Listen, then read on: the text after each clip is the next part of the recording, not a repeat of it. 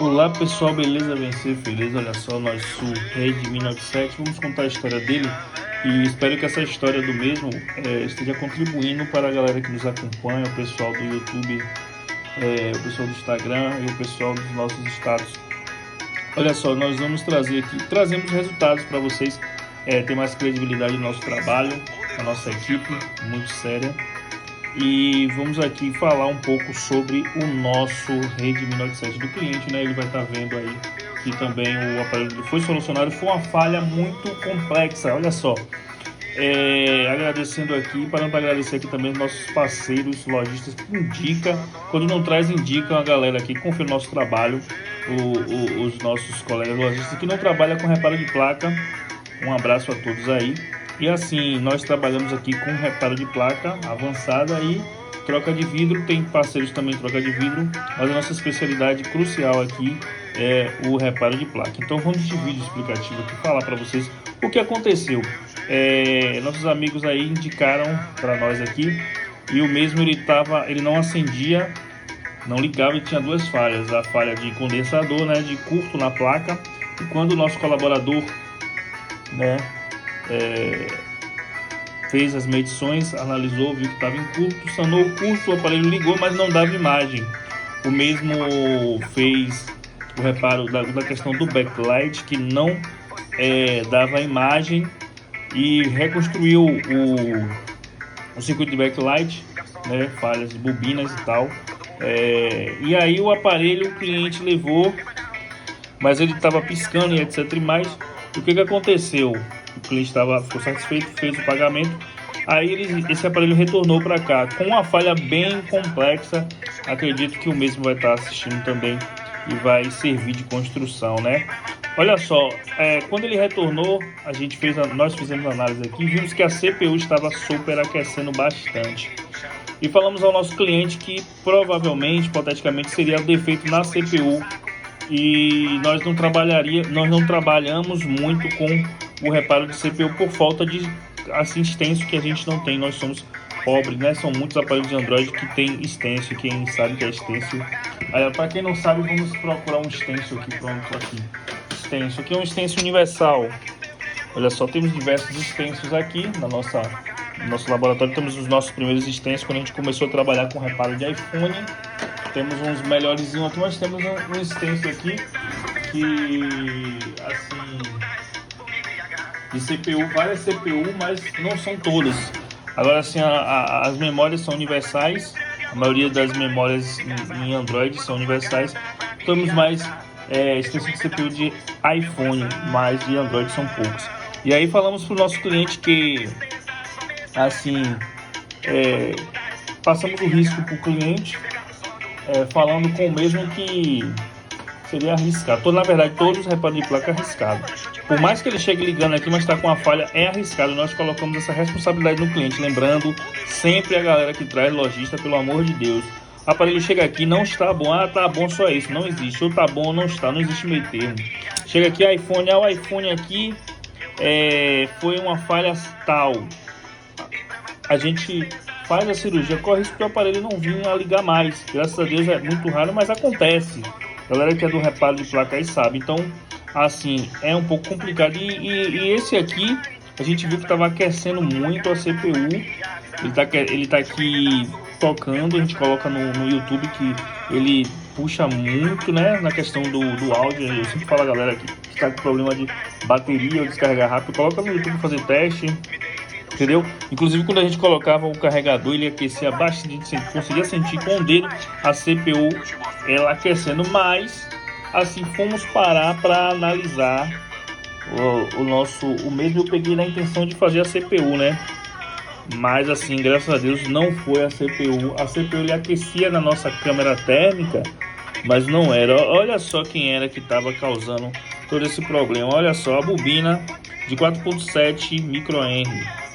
Essa bichinha aqui, ela tá ligada ao book. O aparelho ligava, mas só que tinha esse aquecimento nos setores. E aí o que acontece? A gente começou a ver como é que essa malha se comportou e ela estava com uma falha. Falha essa que a gente só conseguiria ver com o nosso osciloscópio. Por que isso aconteceu? Ela não estava com o filamento 100% aterrado.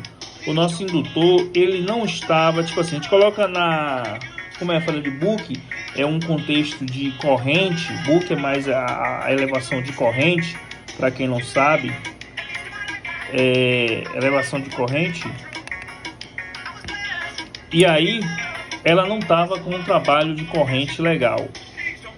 Eu vou parar para gravar um vídeo falando sobre essa questão do Book, a falha de Book, que é uma elevação de corrente que só pegamos nosso trabalho aqui com o nosso osciloscópio. A gente coloca lá e vê a comparação, a gente vê mesmo o trabalho, né? A curva que faz, a gente mede os bugs aqui e vê que está trabalhando certinho, mas tem uns que está dando falha, e esse aqui estava dando a falha. Essa falha de corrente, ele não fazia sincronismo com todos os indutores de Book, e por ele não fazer o sincronismo com o Book, o que acontecia?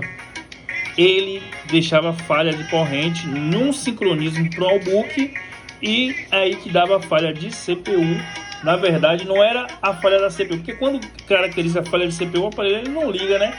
Então foi um desafio muito grande. O aparelho ligava, ele saía som, fazia tudo, mas ele estava com esse aquecimento e a gente disse, pô, será que é SDRAM, o que é? A gente fica nessas perguntas do porquê. Então tem que ter uma boa medição, uma boa análise, são muitas ferramentas de medições. E aí quando a gente viu esse sincronismo, a gente pegou o nosso indutímetro, foi medir e vimos que era para ele medir na placa 4.7, 4.6 a variância, ele estava medindo 2. Olha só, ele perdeu a metade da sua indutância. Quando ele perdeu a metade da sua indutância, ele começou a apresentar falha. E essas falhas de Book, eles dão várias características. Às vezes o aparelho não liga, às vezes o aparelho liga, mas começa a aquecer, reinicia. Esse não reinicia não, ele pegava fogo mesmo no aparelho, ele não reinicializava. Então essa pequena falha aqui é muito complexo.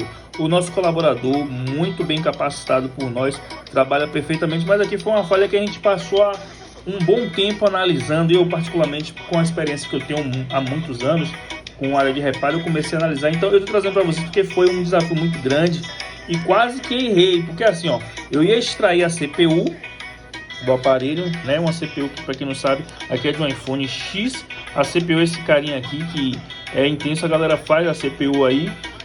Parabéns aí que você está no estágio de microsoldagem muito avançado, e a gente ia fazer, a gente fez algumas CPU já, né? Fizemos uma CPU do Motorola, sucesso, bastante CPU de memória, e assim, é muito complexo extrair uma CPU, quem sabe, corre o risco de matar ou suspender pads e você vir a perder o trabalho, né? E assim, por causa de uma falta de medição, a gente poderia entrar em um problema, se meter em um problema, que era um simples indutor que media 4.7 microhenry, que estava medindo a variância de 2 microhenry, né? Quem entende um pouco de reparo de placa sabe que tem que estar tudo certinho no sincronismo. E aí a gente fez os testes, a gente colocou o nosso osciloscópio para trabalhar. É uma ferramenta que a gente usa pouco, mas é muito importante nessas falhas complexas. Olha só, o nosso indutor é aquele cara ali que estava com defeito, né, na bancada do nosso colaborador aqui. Vamos encontrar aqui, ó, é o mesmo aqui, ó. Ele tem um sincronismo de 4.7, ele não tava, essa bobina aqui, ele não tava, ele faz o switch, mas só que ele tava com falha de corrente e essa corrente não foi distribuída corretamente, passava por outros indutores e aquecia a CPU, né?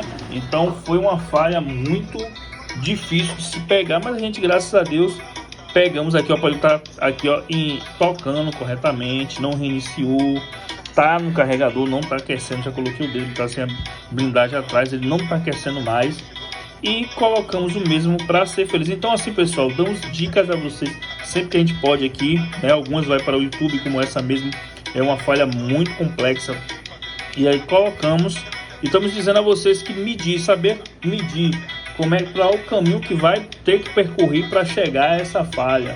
Então foi um caminho que a gente percorreu que podíamos ser enganados. Essa falha de Book que fez com que a CPU aquecesse, a gente ia suspender a CPU né, ia fazer, ia continuar, porque o problema foi no indutor. E o indutor não apresentava, porque assim, quando a gente pega um exemplo, um iPhone, vai fazer uma análise, tá com a falha, a gente coloca lá a câmera térmica assim, o indutor ele aquece bonito mesmo, a gente consegue ver o indutor mudar de cor, né, na nossa, por exemplo aqui, ó, os books aqui são, por exemplo, indutores. Quando a gente coloca na câmera térmica, o mesmo começa a aquecer, a gente sabe, a gente remove, extrai, vê que falhou. Quando é uma falha desse tipo aqui, a gente tem que medir, né? Eu sempre falo assim, a gente sempre tem ferramentas boas de medição, não é só o multímetro, o indutímetro, que esse é top, né? Um abraço aí para quem nos ofereceu aqui e compramos aqui, a gente recomenda muito. E o nosso osciloscópio DCO simples mesmo, a gente tem aqui só para pegar falha de book, falha de como é que o sincronismo do book trabalha. Então, pessoal, é muito importante ter uma ferramenta como essa aqui, né? Essa aqui é bem baratinha, é o mais simples que tem. Ó, dessa marca aqui, ó. Essa, vamos pegar não sei o que, não tenho nada contra, mas é necessário ter uma ferramenta dessa, porque uma falha dessa a gente não pegaria nunca se a gente não tivesse um DSOzinho. Não usamos sempre, mas a gente vai, começa a medir, ver, pô, e agora vai suspender CPU. A gente vai suspender CPU, tem que ter a certeza. E às vezes esses aquecimentos, né? Aí o pessoal fala, câmera térmica aquece um setor. Nem sempre que aquece um setor é o defeito do setor. Eu já peguei falha de aquecer PMIC, a gente suspender PMIC, trocar o PMIC e continuar aquecendo, não era o PMIC. A gente ia medir os pads de PMIC e via que a falha estava vindo uma fuga de corrente de um outro setor, e aí sanava a fuga do outro setor, e aí colocávamos o mesmo PMIC no lugar e o mesmo começava a ligar. Então assim, nem sempre é substituir componente, é você saber o caminho que percorrer. Então pessoal, mais uma vez colocamos o nosso cliente para ser feliz de fato.